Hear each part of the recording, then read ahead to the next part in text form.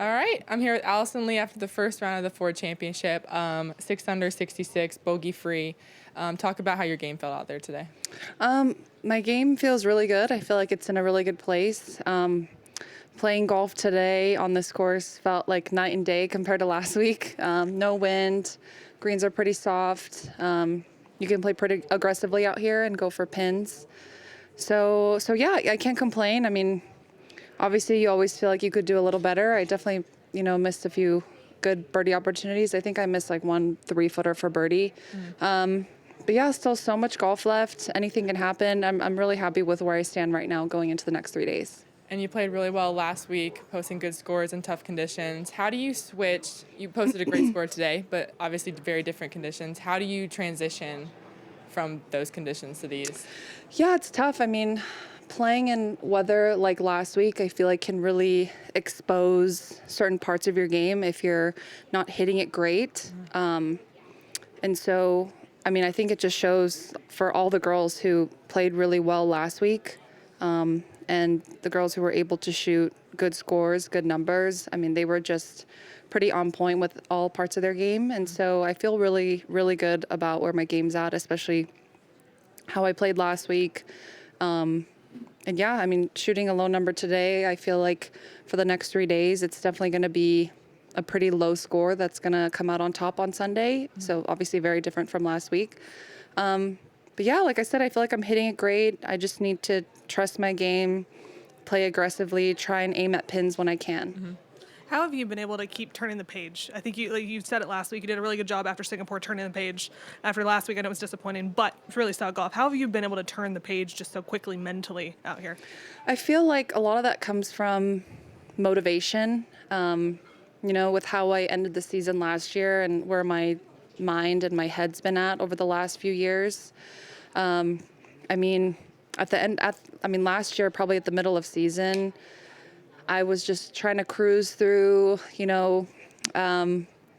place at the top when I can. Didn't really expect too much out of my game. I mean, I'm only 29, but I definitely feel like a little bit older out here. Like I'm definitely one of the veterans out here. I mean, this is my 10th year on tour. But yeah, just getting that little bit of a taste at, being in contention and being close to winning at the end of last season, and then especially last week too.